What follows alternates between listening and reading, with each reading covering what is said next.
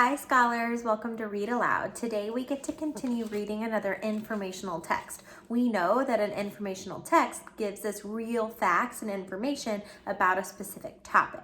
We spoke a little bit about some of the features that informational text have. Today we get to learn about two more. We're going to talk about headings and the table of contents. Strike a pose if you've heard about the table of contents before.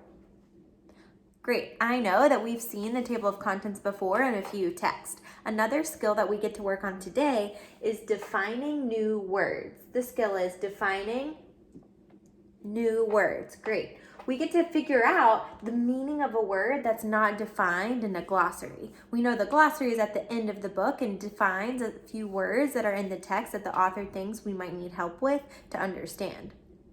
But sometimes there are new words that are not in a glossary, and we still need to be able to understand those and figure them out. So how we do that is we say, or we ask, what information does the author give us about the word? We're going to look for those context clues. We're going to look for those context clues. Why do we do this? Well, we want to understand the text information and we want to learn new vocabulary. Learning new words is what's going to help us grow our brains bigger and bigger. We get to use those new words in writing and reading when we see them all the time. Today, we get to read this text. It's called The Life and Times of the Ant. It's by Charles Masucci. Looking at the title, go ahead and think about what you're noticing or wondering. I know I'm wondering, why are there I'm wondering what some of these pictures are. Like, what is this animal right here? I'm not sure what that is or why it's important for an ant.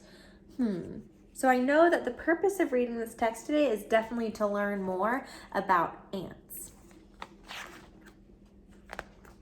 So one of the first things that we see when we open the book is the table of contents. You can see that it lists all of the different items and what page you'll find them on.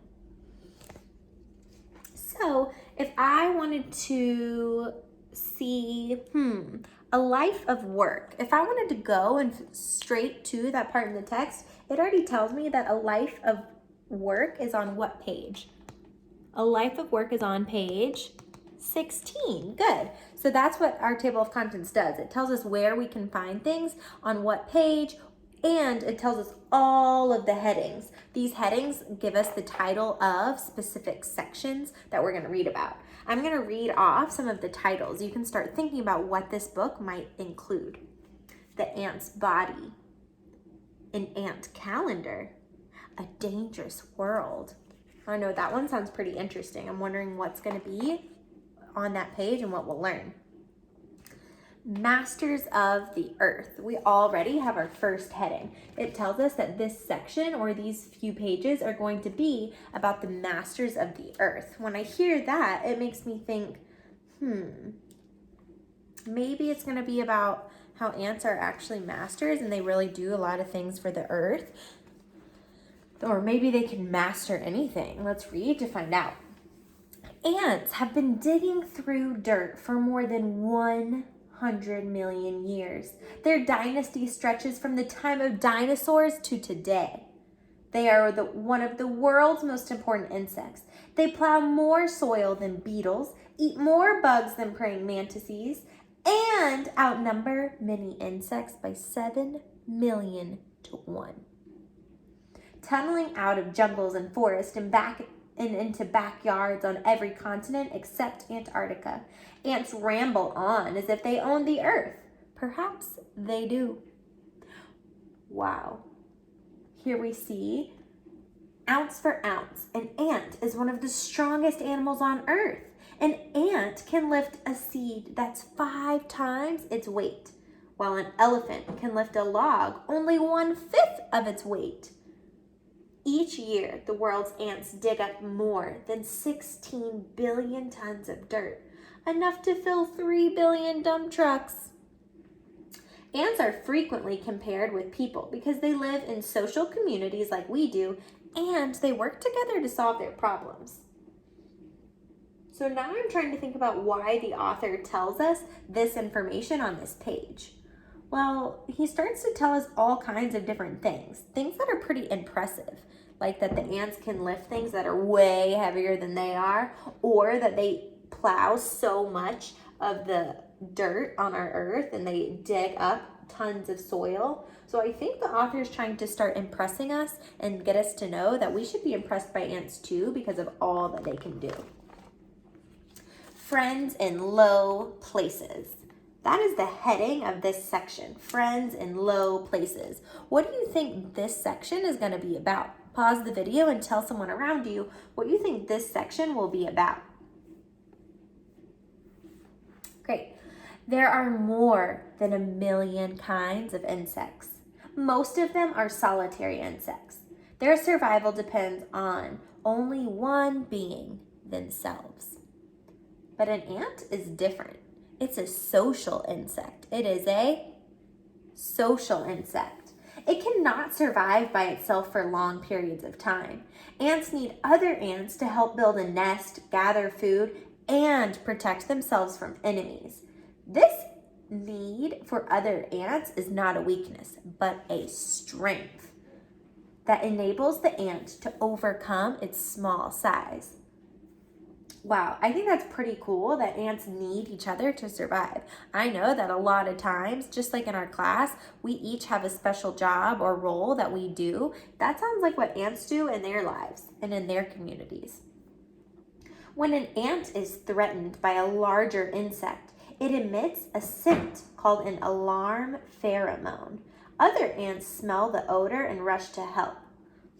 I heard a word that I didn't know and I've never heard before, so I don't know what it means. It's this word pheromone. It's this word pheromone. Good. So let me think. I've got to figure out a word that's not in the glossary. Well, this book doesn't have a glossary, so it's definitely not there.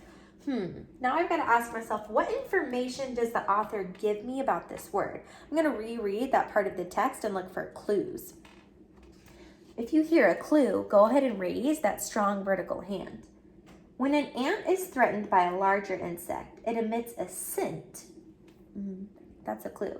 A scent called an alarm pheromone. Other ants smell the odor. Another clue. And rush to help.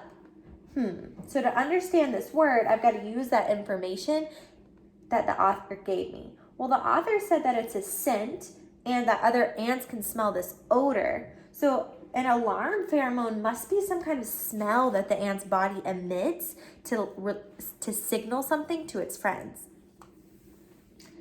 Here we go with ant talk. Successful teamwork requires effective communication. We know this. We always are talking at Resurgence Hall to make sure that we understand each other and what's going on. Ants express themselves by using 4 senses: smell, touch, sound, and taste. Because it's dark underground, most ants do not rely on sight for communication. In fact, many ants can only see a couple of inches, and some army ants are actually blind.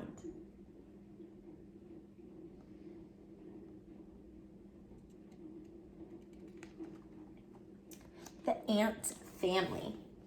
Ants live in social groups called colonies. A small colony may contain only 12 ants, while a large colony overflows with more than 7 million ants. Each colony has 3 types of ants: workers, male ants, and the queen ant. I know that I've seen a couple of anthills before, and some of them have been very big. It looks like there were probably millions of ants living in there. So this is an image of a worker ant. Most of the colony's ants are workers. They're all female, but they do not lay eggs. Although they are the smallest ants, they do all of the chores. When you see an ant dragging a crumb of food, you're looking at a worker. Male ants. All males have wings and can be seen for only a few weeks in the summer. They mate with the queen, but do not work in the colony. The queen ant. This is a picture of the queen ant. She looks a little bit bigger. The queen ant lays eggs and is the mother of all the ants. Young queens have wings, but old queens do not. All queens have large abdomens to produce eggs. Some queens lay millions of eggs per year. How an ant colony starts. We know that when there's a group of ants that live all together, it's called a colony. It's called a colony. So after a hot summer rain, a young queen takes off her mating flight. The queen flies into a cloud of male ants and mates in the air. Afterward, all the males die and the queen returns to the earth. She breaks her wings off by rubbing them on the ground. Then she digs a hole in the soft, moist earth and starts laying eggs. She will never leave the nest again. During the next 3 months, the eggs develop through 4 stages: an egg, larva, pupa, and adult ant.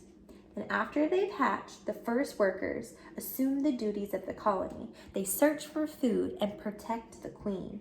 And as the queen lays more eggs, the workers enlarge the nest.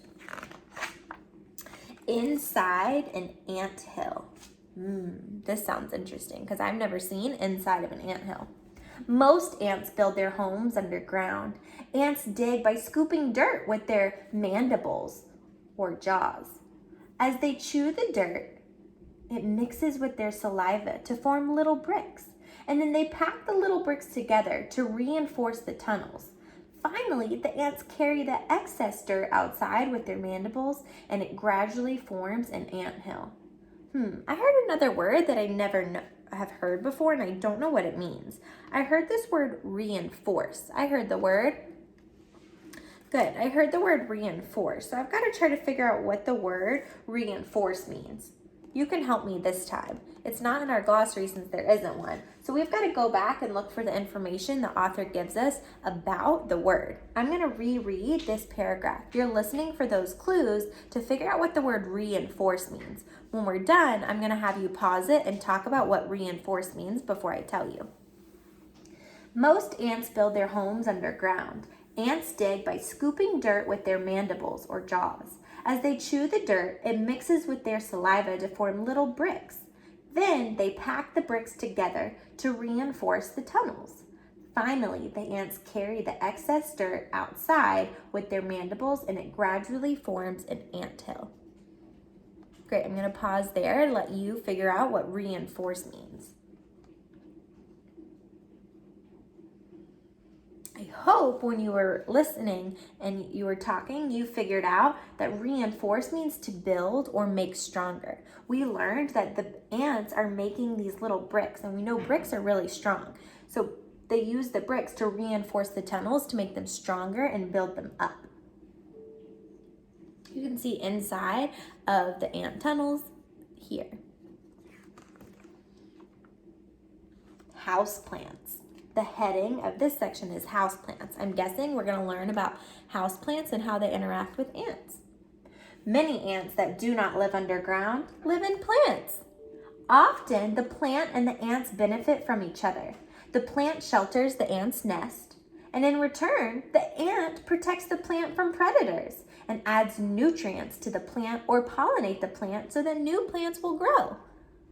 Ants live in all parts of plants, including the flowers, seeds, leaves, thorns, branches, and trunk. There's nowhere that they don't live on the plant. In South American rainforest, a single tree may house more than 70 kinds of ants. I wonder how they all live together. Here you can see them living on the flowers, living in the seeds. If you look closely, they're inside of that acorn, looking for food and finding their little areas that they're going to live in their nest. There are the leaves, thorns, branches, and trunks, all home to different kinds of ants. The ant's body. What do you think this section is going to be about? I agree with you. This section is going to be all about the ant's body. So most ants are between 1/16 and ½ an inch long. Together, 900 of them would weigh less than an ounce. That's like almost nothing. They're very light. Despite their small size, the world's ants move tons of dirt and capture millions of insects each day. I'm going to hold this up close. You can investigate and look at all the different parts of the ant.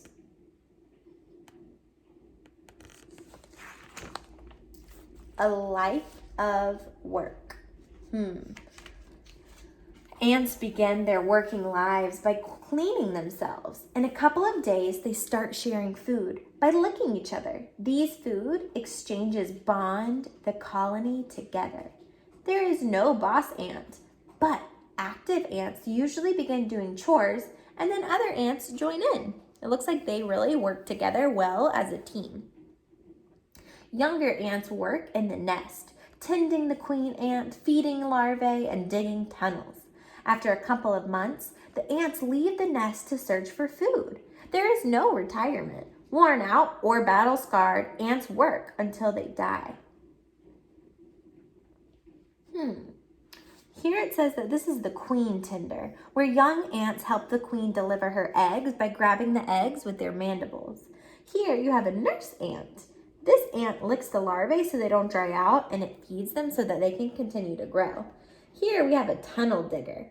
As the population grows, ants dig more tunnels for the increased traffic and new chambers to store the eggs and larvae. Here we have the guard. And when ants first leave the nest, they stand near the entrance, blocking strange ants from entering. Up here we have the foragers. I've never heard of foragers before. That's a new word that I need help defining. I'm going to read what foragers are, or at least a little section that's about foragers, and I want you to try to figure out what the word foragers mean. The oldest ants search for food. Most foragers search within 50 feet of the nest, but if food is scarce, they may travel thousands of feet. So using that information the author gave us, we can figure out and learn this new vocabulary word. What do you think the word forager means?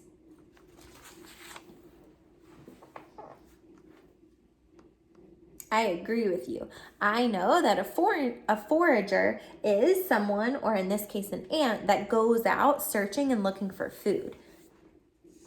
We learned that because in the text it says the oldest ant search for food. Most foragers search within 50 feet of the nest. So they're saying that these older ants are the foragers who go out to get food or look for food.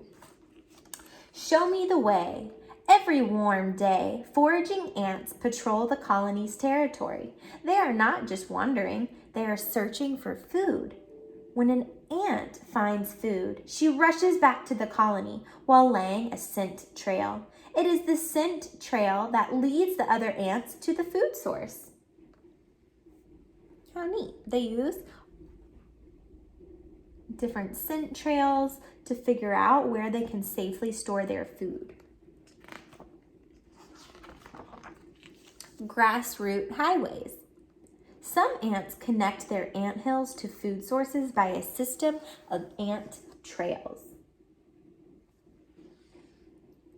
Unlike scent trails, which are invisible, these trails can easily be seen.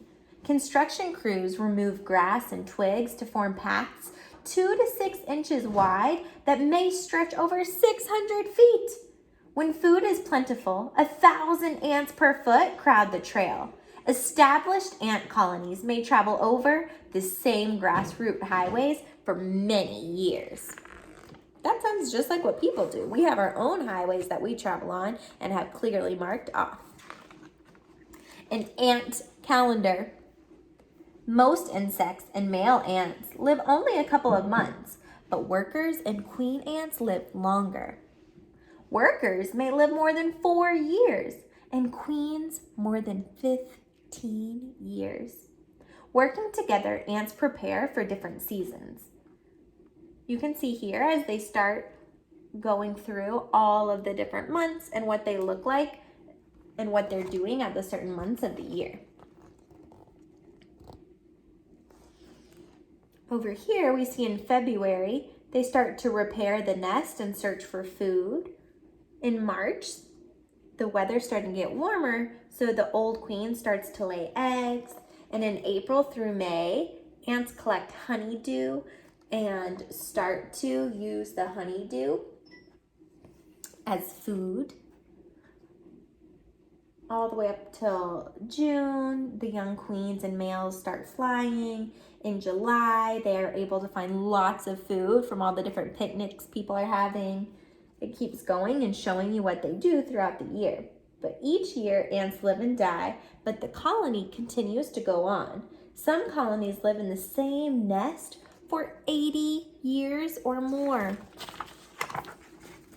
Whoa, this page starts to show you all of the different kinds of ants. If you want to learn more about the different kinds of ants, you can research other books to look these all up.